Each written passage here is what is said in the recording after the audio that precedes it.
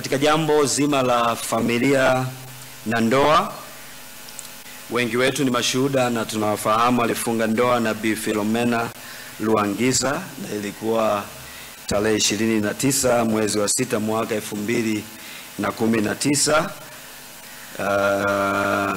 Ndoa iliyodumu mpaka umauti unamfika ndugu yetu, na tunatambua pia ya kwamba marehemu ameacha mke mmoja na watoto wawili. Nikiingia katika kipengele cha kifo, marehemu amefariki kutokana na majeraha yaliyosababishwa na kupigwa sehemu mbalimbali za mwili wake, na imekuwa mara nyingine sio rahisi kuishia hapo tu, lakini nizungumze kidogo. Alipata majeraha yaliyosababishwa na kupigwa sehemu mbalimbali za mwili wake. Hii ni kwa uthibitisho tulioupata kutoka kwa madaktari, vyombo vya usalama tuliokuwa nao kwa wakati huo, lakini pia sisi ndugu zake. Lakini bado linabaki swali la nani, nini, wapi, kwa namna gani, na hili tunaweza kuishia hapo kwa maana ya kwamba linaendelea kufanyiwa uchunguzi na vyombo vyetu vya ulinzi na usalama. Lakini jambo ambalo ninaweza kuliongea bila kuharibu uchunguzi unaoendelea kufanyika, ninaweza tu kusema ya kwamba ndugu yetu Emmanuel Matiasi ameporwa uhai wake, na hii haijabaki kwa upande wake peke yake, imekuwa ikireflect back.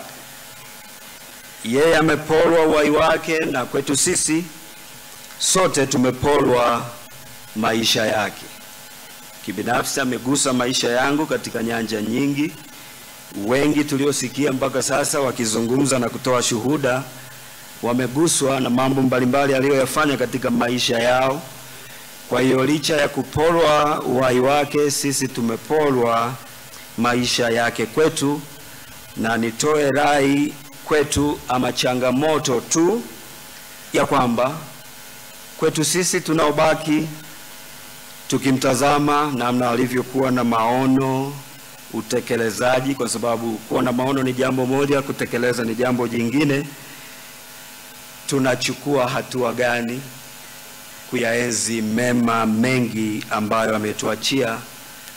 Moyo wa upendo, moyo wa kusaidia, na mambo kadha wa kadha ambayo tunajua yamegusa maisha yetu na maisha ya wengine, ili tunapoondoka pia katika safari hii ambayo sisi sote tutapitia, tujue tunaacha mambo gani nyuma yetu, ama watu wanazungumza nini kutuhusu kwa namna tulivyoweza kugusa maisha yao.